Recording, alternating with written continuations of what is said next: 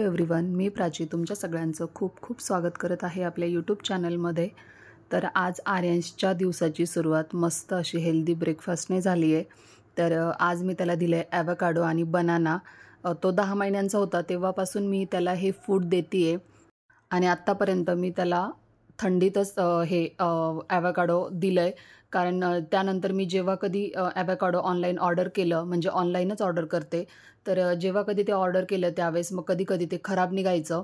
त्यामुळे मग मी त्याला थंडीतच ॲवोकाडो दिलंय आणि तुम्ही बिग बास्केटवरून ऑर्डर करू शकतात किंवा मग स्टार बाजार कुठे असेल तुमच्याजवळ तर तिथे पण इझिली अवेलेबल होतं। आणि खूप हेल्दी रेसिपी आहे ही आणि आर्यंश पण खूप आवडीने खातो। आता ॲवोकाडोला चव नसते त्यामुळे मग मी त्याच्यामध्ये बनाना मिक्स करते। पिकलेले ॲवोकाडो घ्यायचं, बारीक कट करायचं आणि त्यामध्ये केळी टाकायची आणि फोर्क म्हणजे जो काटे चमचा आहे ना त्यानेच असं मॅश करून घ्यायचं किंवा मग तुम्ही मिक्सरला पण ग्राइंड करू शकता। त्यामुळे त्याला खूप छान टेस्ट येते आणि मुलं पण आवडीने खातात। तर आज इथे आमच्याकडे पाहुणे म्हणजे आत्या वगैरे येणार होते, त्यासाठी मग इथे काकी आणि मम्मीची जेवणाची तयारी चालू आहे। आणि जेवणासाठी काय बनवायचं दुसरं तर त्यामुळे मग भाजी चपातीच करायचं ठरलं आणि इथे आता शेपूची भाजी निवडती आहे काकी। त्याचबरोबर म्हटलं दुसरी पण भाजी वगैरे काहीतरी करूया। आणि इथे आता पाहुणे आलेत आत्या वगैरे, तर सगळे हॉलमध्ये छान गप्पा करत बसले होते आणि सगळे आले की आर्यंशला अजून मजा येते। तर तो दाखवतोय सगळ्यांना त्याच्या ॲक्टिव्हिटीज, त्याला काय येतं वगैरे हे सगळं त्याचं चालू असतं मध्ये मध्ये आणि तो बिलकुल लाजत नाही। कोणी आले तरी अगदी छान बोलतो, सगळ्यांशी खेळतो। त्यानंतर गावात एक महादेवाच्या मंदिराचं काम चालू आहे, तर सगळे मग तेच बघायला चालले होते आणि माझी अंघोळ बाकी होती त्यामुळे मग मी नाही गेली। जेव्हा कधी मी ते मंदिर बघायला जाईल, जर पॉसिबल झालं तर मी नक्कीच तुम्हालाही ते दाखवेल। तू बाहेर चाललाय आर्यंश? कुठे चालला आर्यंश?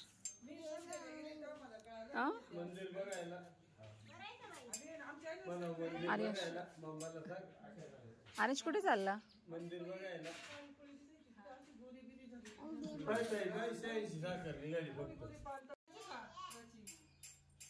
आंघोळच बाकी आहे त्याची आता काय।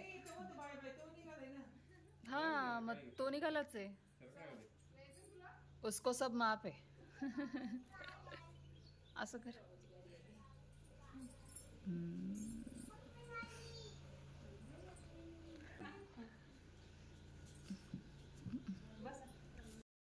मम्मी आता पालकची भजी बनवतीये। सकाळपासून मम्मीने आणि काकीने सगळा स्वयंपाक बनवलेला आणि फक्त भजीच बाकी होती। तर जेवण करताना म्हटलं गरम गरम भजी बनवूया आणि गरमच भजी खायला छान लागतात, त्यामुळे मग मी बनवतानाच 1-2 खाल्ले, तर छान झालेत भजी।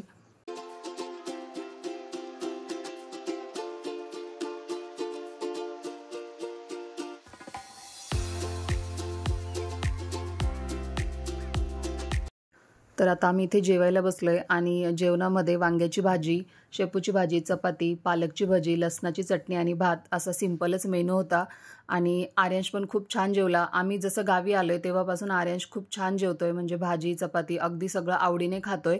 सगळे असले की लहान मुलं अगदी छान जेवतात, पण ह्यावेळेस मला आर्यंशने काहीच त्रास दिला नाही जेवणामध्ये म्हणा किंवा बाकीच्या गोष्टींमध्ये म्हणा। तो छान सगळ्यांसोबत खेळायचा, जेवण पण करायचा, कारण इथे कसं खेळायला खूप जागा आहे मोकळी, त्यामुळे मुलं थकतात आणि त्यामुळे ते जेवतात पण आणि व्यवस्थित झोपतात पण। त्यानंतर इथे आर्यंशला आत्याजीने खाऊ आणला होता किंडर जॉय, जे आर्यंश फर्स्ट टाइम खातोय आणि त्याला ते आवडलं कारण त्यामध्ये कॅडबरी होतं। तर आमच्या वेळेस आम्ही जेव्हा लहान होतो तेव्हा किंडर जॉय थोडं वेगळं भेटायचं आणि आता हे थोडंसं वेगळंच आहे, जे मी पण फर्स्ट टाइम बघितलं, पण टेस्ट ऑलमोस्ट सेमच आहे। तर आर्यंशला पण ते खूप आवडलं आणि इकडे आता सगळे गप्पा करायला बसले जेवण वगैरे झाल्यानंतर।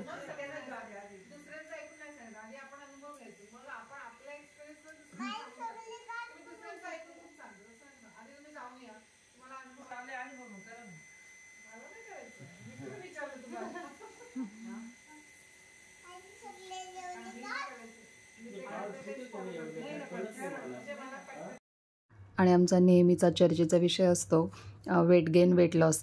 ह्यावेळेस कोणाचं वजन वाढलं आहे, कोणाचं कमी झालं आहे किंवा कोण काय डायटिंग करतं आहे, याच सगळ्या गप्पा आमच्या नेहमी चालू असतात, म्हणजे स्पेशली आमच्या लेडीजच्या। आणि त्यानंतर इथे ह्या 2 आजींच्या पण छान गप्पा चालू होत्या पूर्वीच्या। जी पिंक साडीमध्ये आहे तर ती माझी आजी आहे आणि जी बाजूची आहेत ते आत्याची सासू आहे. तर ह्या दोघींच्या पण जुन्या गप्पा चालू होत्या आणि पूर्वीच्या माणसांच्या गप्पा ऐकायला आम्हाला सगळ्यांना खूप आवडतं.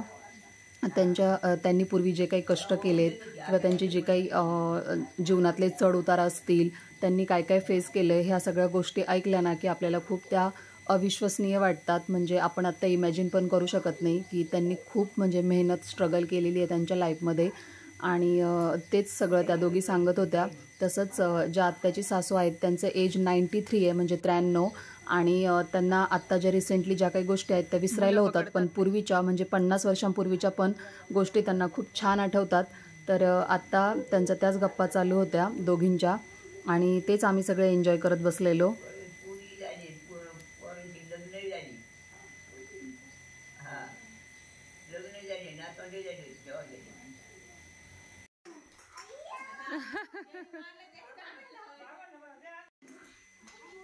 कोणाचं काही चालू द्या, आर्यंशला फक्त खेळायचं असतं आणि तो कोणालाच सोडत नाही. मामाच्या घरी आल्यावर जे कोणी त्याला बसलेलं दिसतं, बसलेलं असू नसू, कोणी कामात बिझी असू, त्याचं फक्त एकच असतं की माझ्यासोबत कोणीतरी खेळा.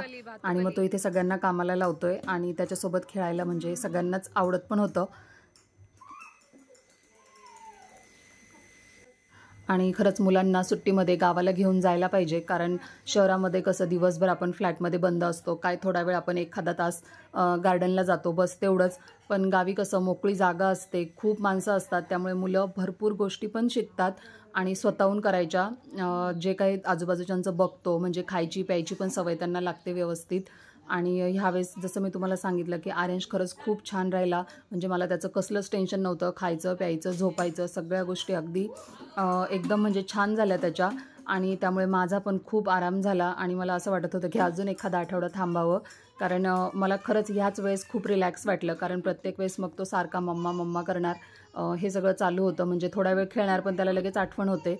तर आत्ता तसं व्हायचं पण पहिल्यापेक्षा म्हणजे मला खूप फरक जाणवला ह्यावेळेस त्याच्यामध्ये. कदाचित तो आता मोठा होतोय, त्याला सगळ्या गोष्टी कळतात, मे बी त्याने पण असू शकतं.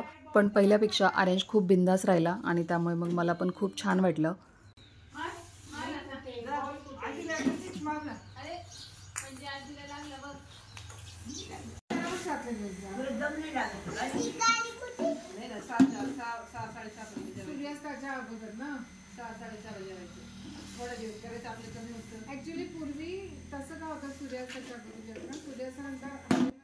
आजींसोबत खेळून झालं आणि इथे आता पप्पा येऊन बसले तर आर्यंशने लगेच त्यांच्या हातात बॅट दिली आणि त्यांना पण आपल्यासोबत खेळायला लावलं.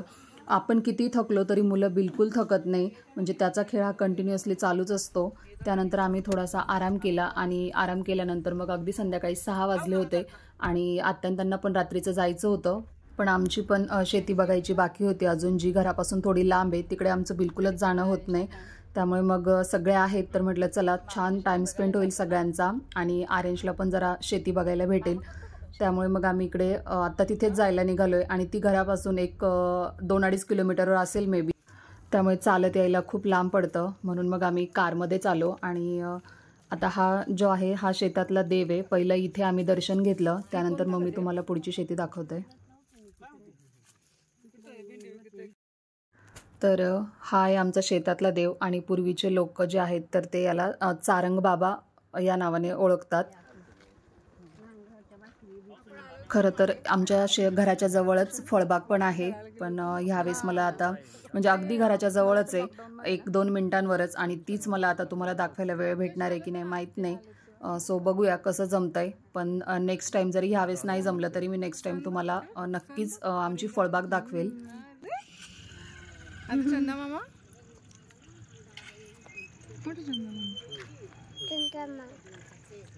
Natural point. हो ना, नॅचरल पॉइंटच आहे. बघ ना सनसेट पॉइंट.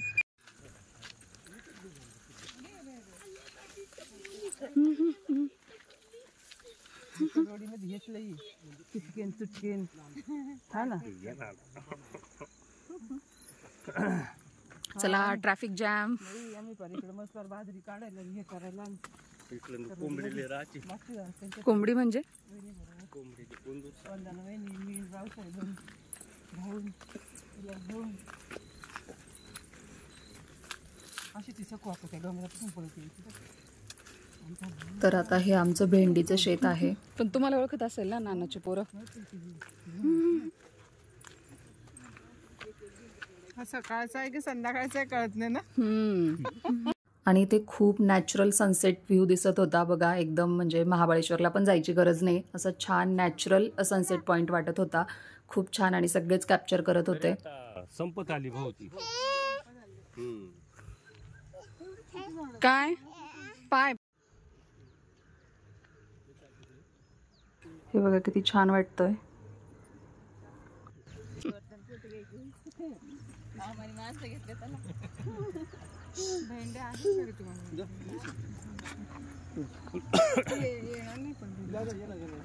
खाली नाही आहे ना भेंडी, खाली पण मोकळच आहे ना प्रतीक.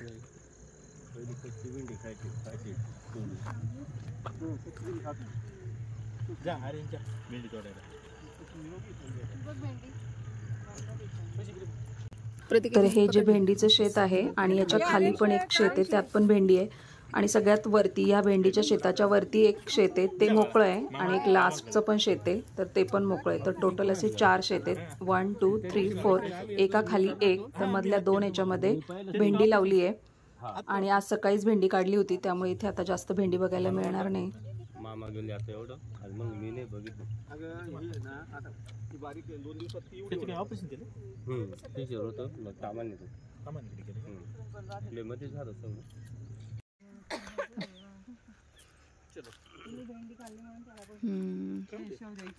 खरं आज जास्त खूप असतं है ना, आधी काढली म्हणून सकाळीच तोडलंय ना. सगळे बाबा कच्ची भेंडी खात होते, त्यामुळे मग आर्यांशला पण खायची होती. त्याला भेंडीची भाजी खूप आवडते आणि त्याने इथे बघा अर्धी कच्ची भेंडी खाल्ली आहे. नाही नाही काय नाही.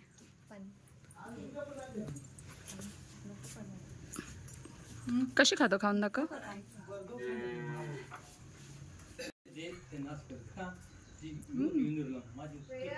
कशी आहे भेंडी. ओके ओके, पहिली भेंडी खा. हां फिल्टरचंच आहे ना पाणी. हां ठीक आहे. हां खा खा खा. आता हे जे आहे हे पाटाचं पाणी आहे, जे भंडारदरा धरणातून आलंय. आणि या पाटासाठी बऱ्याच शेतकऱ्यांच्या जमिनी गेल्या आहे, पण याच्यामुळे ना वर्षभर लोकांना आता पाणी अवेलेबल झालंय शेतीसाठी. उडी टाकतो पाण्यात. डुबुक करायचं का, डुबुक पाणी प्यायचं. येता येता आमचे चुलत काका आहेत, तर ते तिथे राहतात गावामध्ये. मग त्यांच्याकडे गेलो, कारण बरेच दिवस झाले तिथे जाणंच झालं नव्हतं. आणि तिथे गेलेलो तर आर्यांश मस्त स्वरांसोबत खेळायला रमला होता. ते पण पुण्याला असतात आणि ते पण आले होते गावी. तर इथे दोघांची मस्त गट्टी जमली. आणि त्यानंतर मग घरी आलो, कारण आत्यान त्यांना जायचं होतं. मग जेवण करूनच जाणार होते, त्यामुळे मग हे सगळे आता इथे जेवण बनवतात.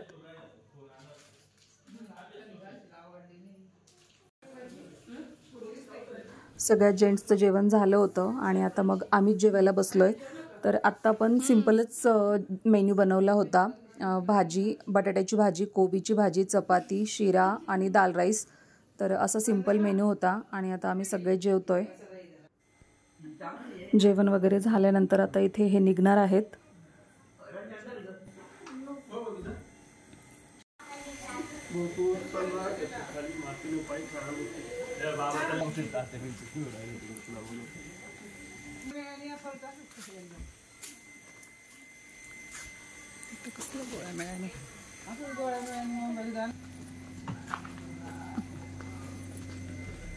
अत्यंत ते निघालेत, त्यांना बाय केलं आणि मग आमच्या सगळ्यांचं पण जेवण वगैरे सगळं आवरलं होतं. मग आम्ही एक छान वॉक घ्यायला गेलो. वॉक घेऊन आल्यानंतर इथे आर्यांश आणि मामाची मस्ती चालू आहे.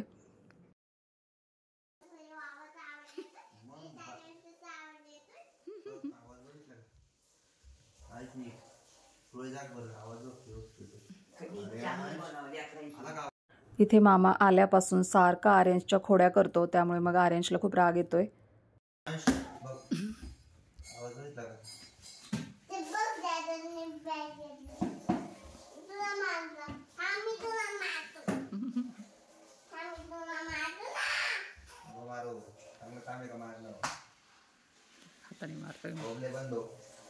हा ते सोपं लागेल बाबे तुला.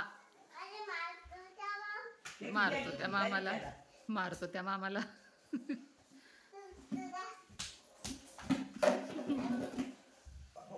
मामाने आल्यापासून खूप त्रास दिलाय, सारखा आर्यन्सच्या खोड्या करतोय. त्यामुळे मग पणजी पण मामाला ओरडते, सगळेच मामाला ओरडताय की काय लहान मुलांच्या मागे लागतो. म्हणजे त्याला ना खूप सवय लहान मुलांच्या खोड्या करायची. त्यामुळे मग आज आर्यन्सने ठरवलं की आज मामाला मी काही सोडणार नाही. त्यामुळे तो आज मामाला खूप फटके देतोय, कारण आता आम्हाला पण जायचं आहे 1-2 दिवसांनी. त्यामुळे आर्यन्स त्याचं काम करून घेतोय आणि मामा भाच्याची मस्ती अशीच चालू राहणार आहे. तर आजचा व्हिडिओ मी इथेच एंड करते. कसा वाटला मला नक्की कॉमेंट करून सांगा. आवडला असेल तर लाईक करा आणि चॅनलवर नवीन असाल तर सबस्क्राईब करायला विसरू नका. पुन्हा भेटूया अशा छानशा व्हिडिओसोबत. तोपर्यंत बाय.